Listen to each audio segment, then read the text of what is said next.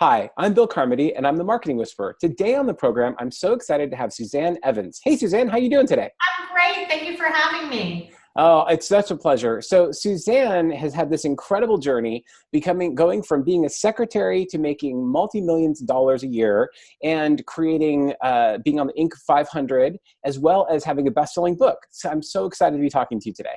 Thank you. I'm excited to be here. So let's just kick this off. The purpose of today's conversation is I want to give you some really interesting numbers and sort of have a conversation about it, which is as of 2018, the personal coaching industry had topped over $1 billion in the US alone. International Coaching Federation estimates that there's currently 53,300 coaches worldwide, and they're all making somewhere between $27,100 and $73,100 with the median income of about 50 grand per year. And yet some coaches like yourself are making seven figures annually. So why do most life coaches struggle to make a living while some make millions? I would first say I think that stat is probably completely off. Okay. I do not think 53,000 people are making between 27,000 and whatever. I think that about 10% of all coaches in the world make over $10,000 a year. Wow. So it's worse off. So I was thinking you were going the other way. You're going to tell me some good news about, hey, it's actually much better than that. But no, you're saying it's actually way worse. It's worse, for sure. And ICF's job is to promote coaching. So obviously they're going to manipulate, I don't mean that in a negative way, but that to make coaching look even better. And it is great. I mean, it is a $1 billion industry, and there are a lot of people who are making money, but the large majority of people don't. And the large majority of people don't make money in coaching. The same reason the large majority of people in this country are overweight, financially unstable, unhappy. I mean, we could go on. Yes. And it's personal responsibility. It's having a drive, and it is being more willing than it is dreaming. Right? And the problem with the American dream is just that. It's a dream, and dreams don't come true, plans come true. And so what's happened in the coaching industry is this perpetuated ideal of helping people and changing the world and making money while you do it. And the truth of the matter is that coaching is a field no different than plumbing, no different than being a wine store, or no different than being a therapist. It is a business, and it requires a strategic plan. It requires marketing. It requires, above all else, sales skills. And the biggest challenge we have in the world is selling, not just in business, in the world. We can't even sell ourselves in getting a job, or sell ourselves on getting a date in many cases, because people are more interested in what people think about them than they are actually getting the result that they want to have. So I could probably answer this question for 3 days, so I'll slow down and stop. But really, it is about business acumen, it is about willingness, it is about personal responsibility, it is about an understanding of money. Coaching is a skill. Coaching business is just that. It is a business.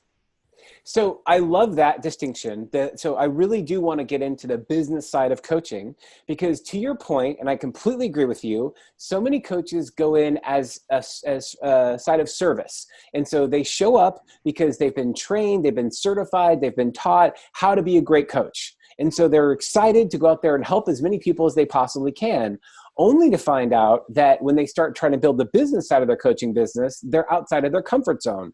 They've never built a business before. They don't have the sales and marketing skills. They're struggling as a coach. And oftentimes that goes to their own fear of, how can I be a successful coach and when I myself can't build a successful business practice? So speak to me about sort of, in that idea, how are you sort of looking at coaches in terms of what they need to do differently in order to build successful business practices, not just successful coaching skills? Yeah, and I'll also just add, this isn't just a coaching problem, right? I mean, we could look at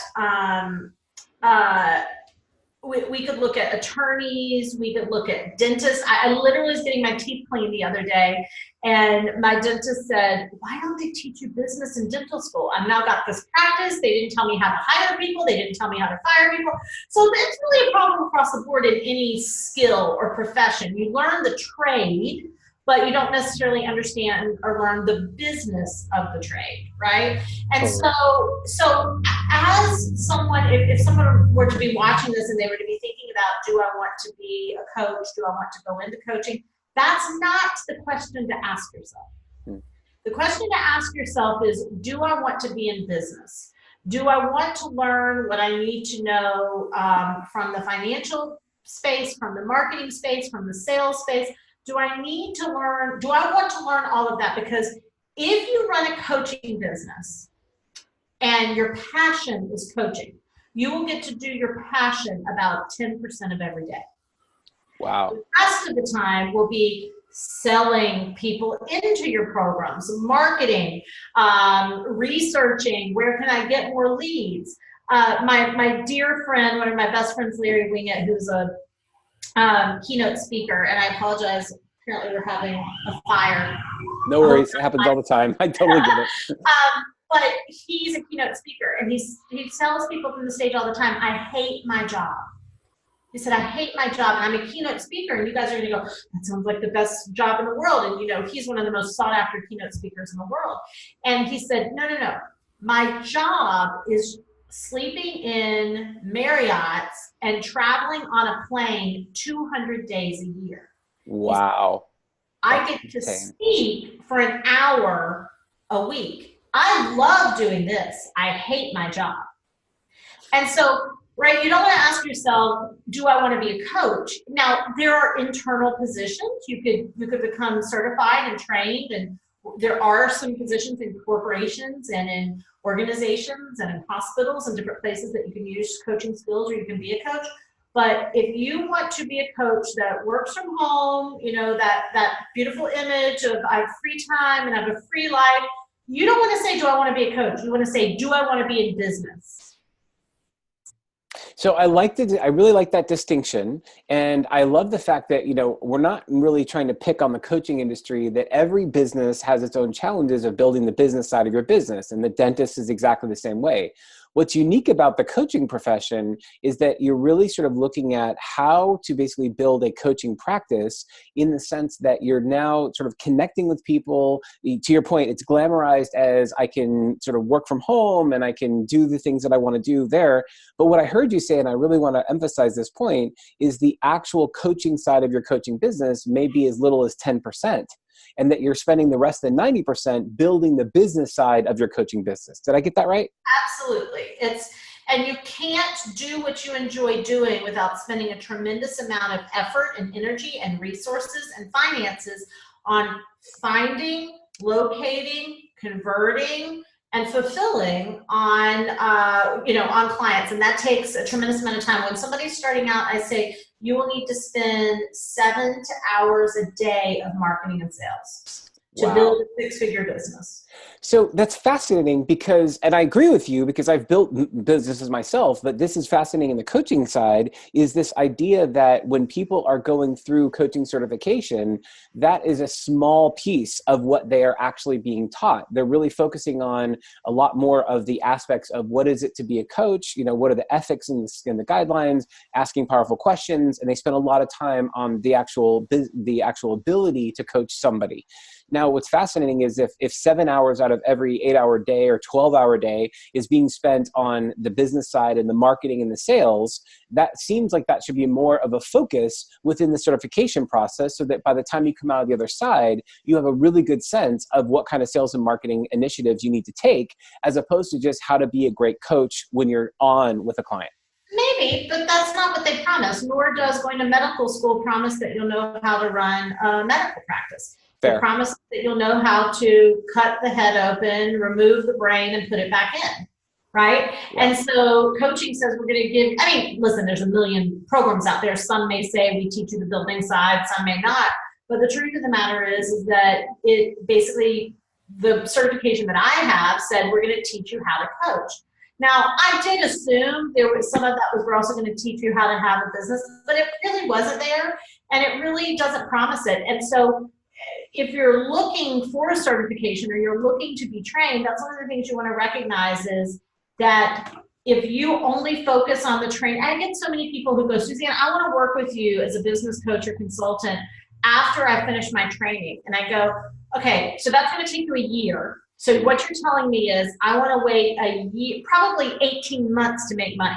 Because if you wait that to be over, then you actually start the marketing. It'll take months for it to, for the seeds to grow. And so just know that certification typically means training of the skill set, right? That does not mean building the business, getting clients, and actually earning revenue from the skill set. So take me back in terms of your own story now. So I appreciate all these insights and nuances. You said you started as a secretary and then you built this multi-million-dollar business. So what changed for you? How did you go from the day job to the job you have today, which is owning your own business, doing a lot of events and public speaking as well as coaching? You've created a number of modalities there. So what was that transformation like for you? Well, when I started to get my certification, I immediately started to market and do sales because to a third grader, a fourth grader is a god. So after I'd had a couple of months under my belt of coach training, I was very well aware of the fact that I had more skill set and more ability to help people solve problems than they had themselves. And so I didn't wait to be fully, it's a little bit of building the plane while you learn to fly it. Sure. And so, and I also, about 6 months into my certification, started noticing that, I wasn't rolling in clients, but I had 3 or 4 clients and I was making, my certification payments to pay for my certification were, I can't quite remember, but I want to say they were probably $400 or $500 a month, right? And I was making $300 to $500 a month off of the clients that I was working with. So I was at a break even. This is also the student debt problem we have in this country, in which now you can't have someone who is a brain surgeon go, oh, I took my first anatomy class, I'm going to start cutting people's head open. Right. But there, it's all relative and there is some context. But for me, I was simply helping some people walk through and talk through unhappiness they were having in their career.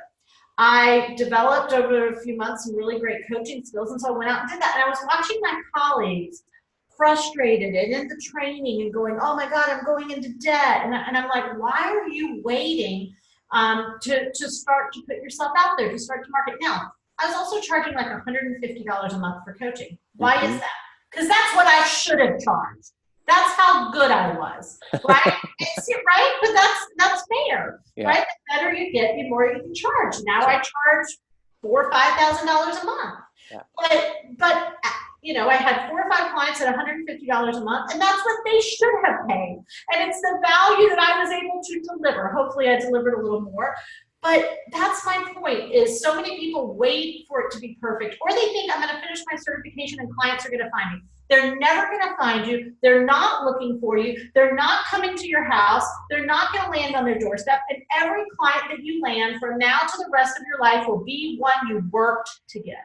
I love it. I love it. And it's so accurate. I completely agree with you. I've known that to be true. Now, my question is when you're thinking about building your coaching practice, is it possible for a coach to do one-on-one coaching and create a 7-figure practice, or do they need to do multiple modalities? Help me understand that part.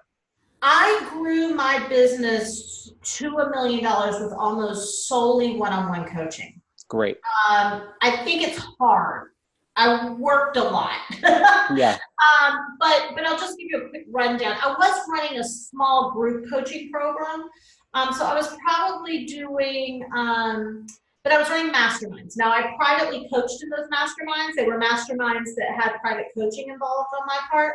But I had about 36 private clients paying about $1,800 a month each. I'm just doing the math really quick. Yeah, no, that's great. Thank you for that. I appreciate it. But yeah, so that came out to be about $648,000 a year. Then I was doing some VIP days, which were intensives with people. I was probably doing about $150,000 a year off of that. Still private coaching, right? I mean, great. It's a private coaching. And that put you at about $800,000. And I was running a program called Business Makeover Mastery.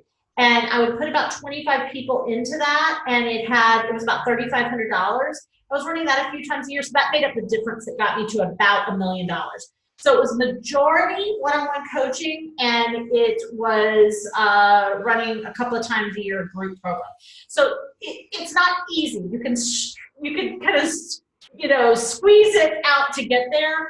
But certainly to build a multiple seven-figure business, you need to have a diversified business. You need to have multiple streams of income. You need to have an ascension model. And that's the direction you want to go. But I tell people all the time, you can build $1 million business and not have passive income.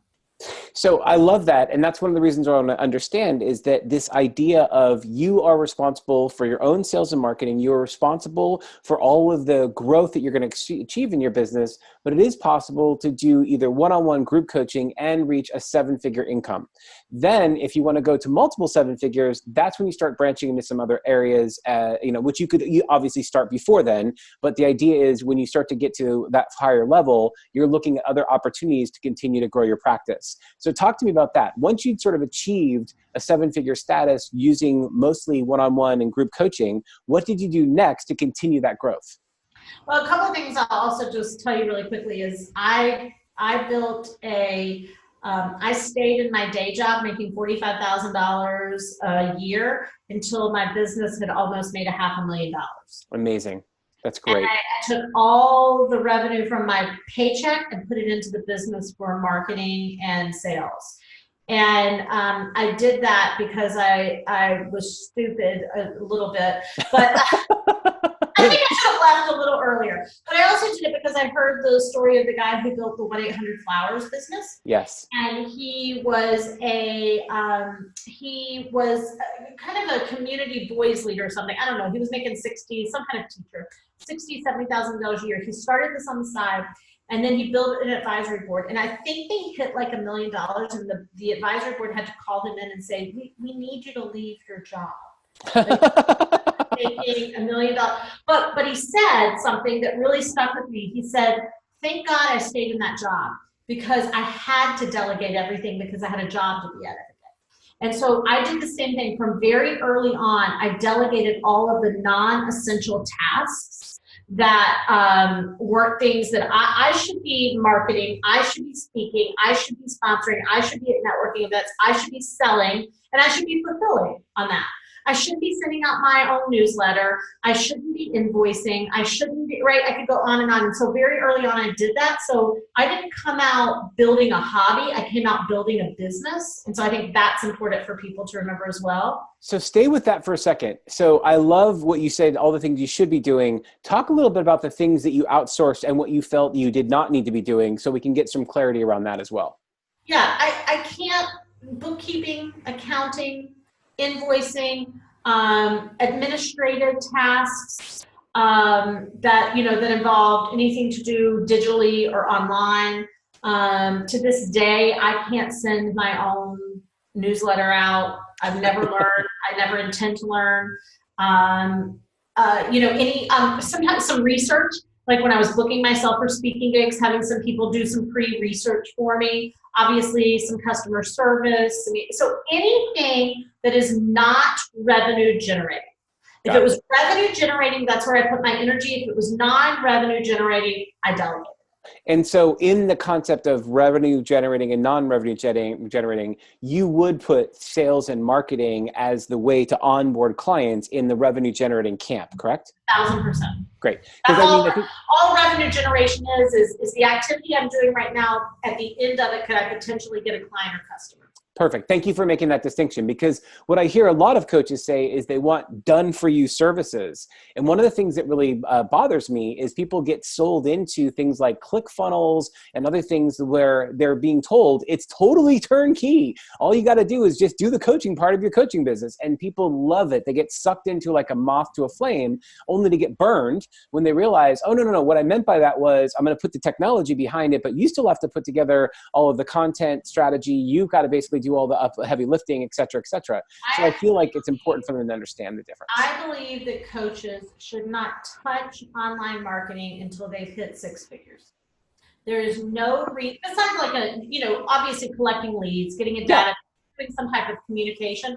Beyond that, my real belief is it should not be until you hit multiple six figures. So, and stay with that for a second. So I love what you're saying. So how are they building, what is your sort of strategy in terms of building the revenue? All offline tactics.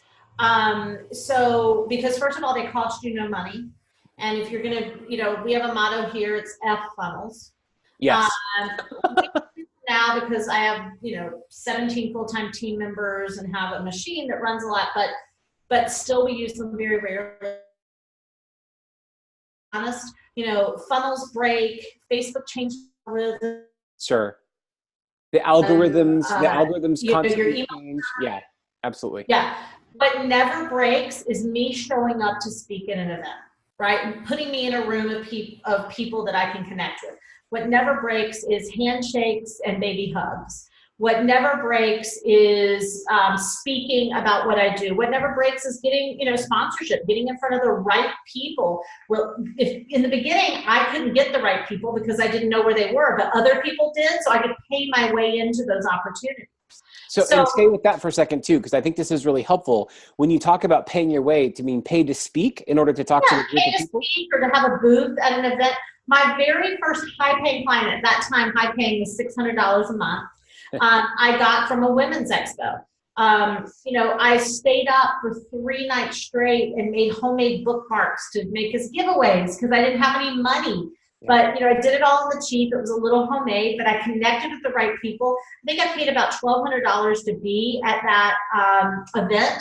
And I made about $3,000 or $4,000 pretty immediately after. But that client that paid me $650 coached with me for 3 years. Amazing. And do the math, right? So getting in front of the right people never breaks. It never changes. Jim Rohn, Tony Robbins heard Jim Rohn say that he built his business by booking 3 speaking gigs a week. So Tony Robbins said, I'm going to book 3 a day. Yes. I think it paid off, worked well for both of them. So, and again, stay with that because I love where you're going with all this. So in the concept, if you're a new coach that's starting out there and you want to basically book 3 speaking engagements a week or a day, what are you sort of telling them to think about and like, where are they approaching this so that they can really get that kind of traction? Local. Talk to every person you know, talk to every friend you have, say, what club are you a member of? What organization are you a member of? What luncheons do you go to? What church, does your church bring in speakers or guest speakers? I would speak anywhere 3 or more people were gathered in a restroom. Beautiful. Right? It didn't matter to me because in the beginning, it's just about practice, one thing, but it's also about putting yourself out there. It's also about making good connections. It's about exposure. The name of the game is exposure. Now, the one thing that I didn't have 10 years ago when I started is social media platforms. Now, I think people can waste a lot of time. Yes. And just be on social media, but you can also be really clever. You can be really interesting if you're polarizing, if you have a point of view, if you get clear about your message, you can use social media to develop a following. I just wouldn't put all of my eggs in that basket in the beginning, but I certainly would say that's a great way to access people as well.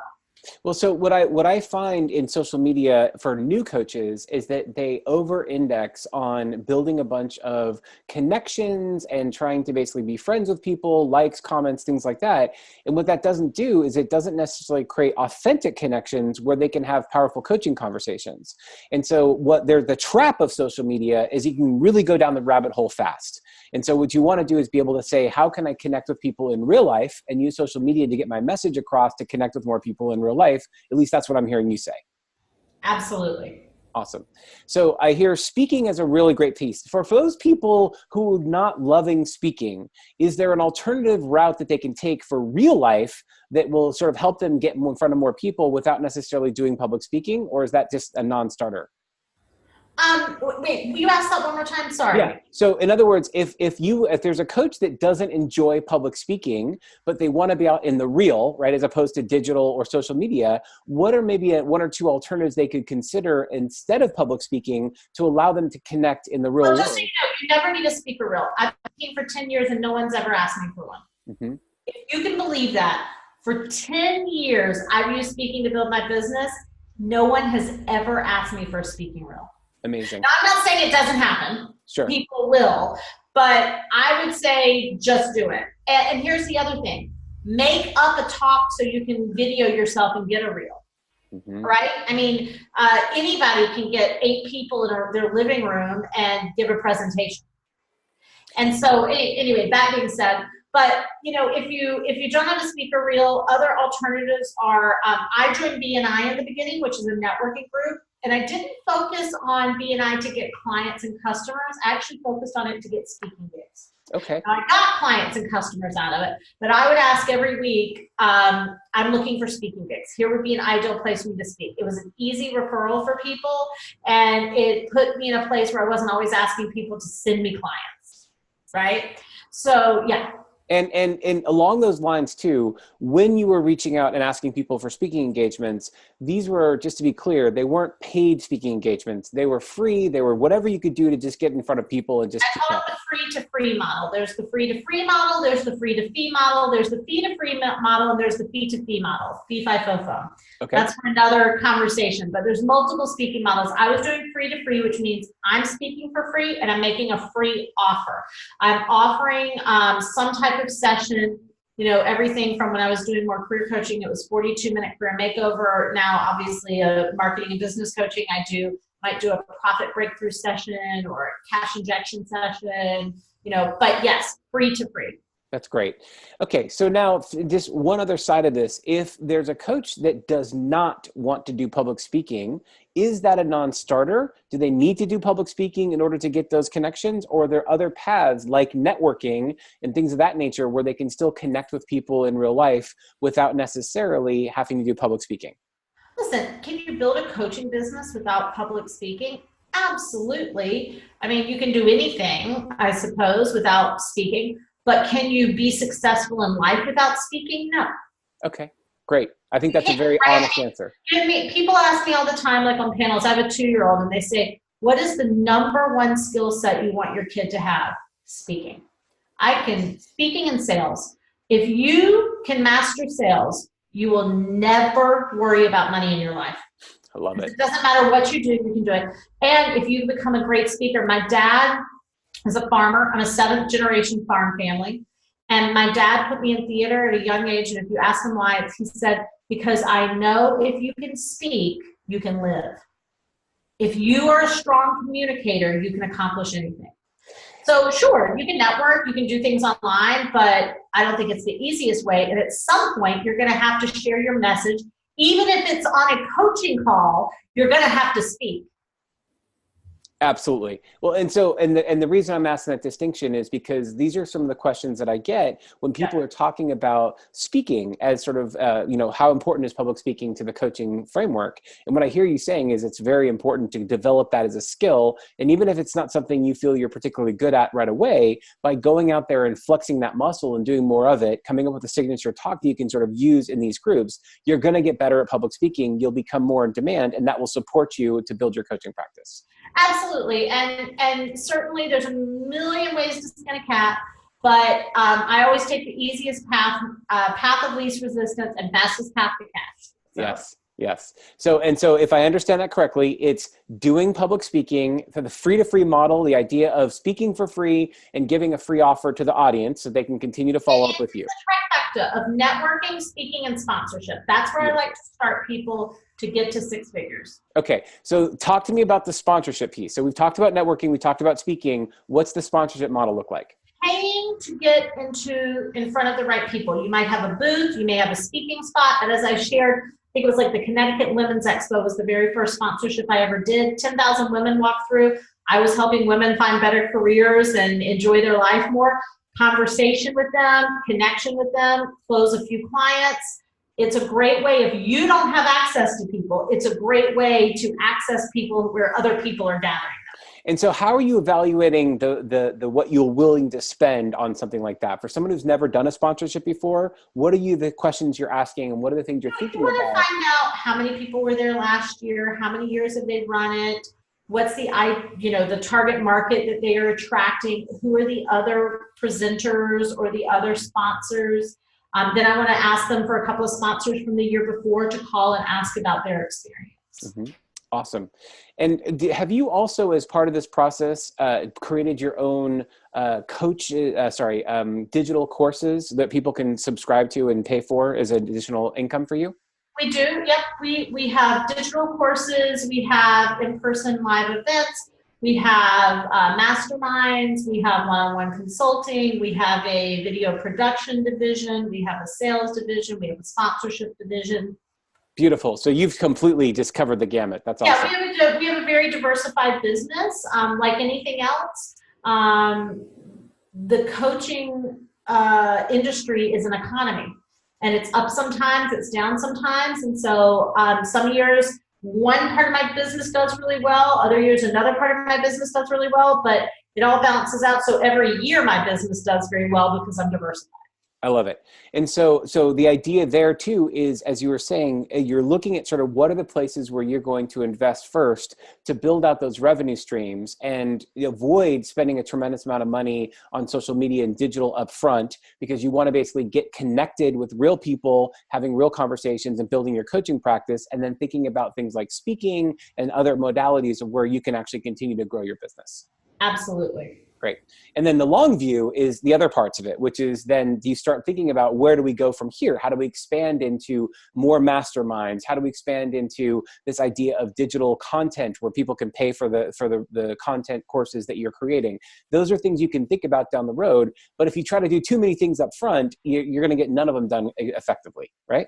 Absolutely. Yeah. And I share that with you because I think people get excited and they're like, oh, I'm going to do all this stuff. And then if you don't do one thing really well, you end up sort of falling short in a lot of these other areas. And then you're disappointed because like, oh, well, I didn't make it as a coach. Well, no, you just spread yourself so thin that you don't have the opportunity to be successful. 1,000%. Good. Excellent. So tell me, if you woke up tomorrow and all your wealth was wiped out, where would you start if you had to do it all over again? Whoops. Can you hear me? Speaking. So you would start at speaking and then use the speaking as the primary thing to drive coaching and everything else. Awesome. Every time. That's awesome. And one of the other things that I heard you say was the VIP days and sort of looking at ways to sort of drive directly into clients. Where would a VIP day fall into the speaking framework if that was the first thing you were going after? I'm not quite sure what you mean. Sorry. No, so the idea was when you start doing speaking, you're doing a free to get some additional coaching clients. Yeah. And then you also talked about the success of doing VIP days. Where would you put that in sort of your beginning? Well, once you do a free model, you're just putting the person on the phone and then you're finding the best fit for them. It could be coaching, it could be a VIP day, it could be coming to an event. So really you're just wanting to have the one-on-one connection with that person on the phone, figuring out what they need most. And VIP day, VIP day is a fire hose method, and longer term coaching is more of the water fountain method. So it depends on the individual, and you're trying to match best fit for best result. Beautiful. Okay, so then the last two things I want to cover off on is one, you're also a best-selling author, correct? I am. When did you decide to publish your book in that whole continuum? I published 3 books. My first book was a short, fast, self-published book. It was a few years into my business. My second book was a year or 2 after that. First book was more of a compilation, not a compilation book. It was more of a 365 days book. My second book was Hell Yeah Diaries, which was a business success book. And then my third book was, those 2 were self-published. My third book was through Wiley Publishing, which was my New York Times bestseller, which is The Way You Do Anything is the Way You Do Everything. Congratulations. That's awesome. Fantastic. And how did those books help you get speaking engagements? Where did they support your overall business growth? Certainly, New York Times bestselling author is a little bit like Academy Award winner. Yes. I can go out of this business and go into another industry. I will always be a New York Times bestselling author. Amazing. I think that a book gives credibility. I think it gives some authority. I think that if you're beginning out, it can help you with exposure and expert status, but it's not going to make you any money. And certainly people that go, oh, I'm writing my book first, I go, oh, that's a hobbyist. They're going to be struggling for the next few years. It's not the most important thing you do first. And then there becomes a time when it matters and you should do it and it can help you. Beautiful. And finally, we've covered a lot of ground here today. Is there anything I haven't asked you about building a successful coaching practice that you think is really important for people to really think through? No, I don't think there's anything you haven't asked. I would just say, the main thing is anytime somebody asks me, what's the number one thing? It's hustle, right? You can't hide from hustle. Hustle always knows. And so bottom line is that I'm probably not as smart as other coaches. I'm probably not as coach trained as other coaches. I'm probably not as thin as other coaches or tall as other coaches or as pretty as other coaches, but I will work you under the table. Yeah, and so beautiful. I love it. I'll always come out on top because whatever I lack, I will make up for in work ethic, commitment, and consistency.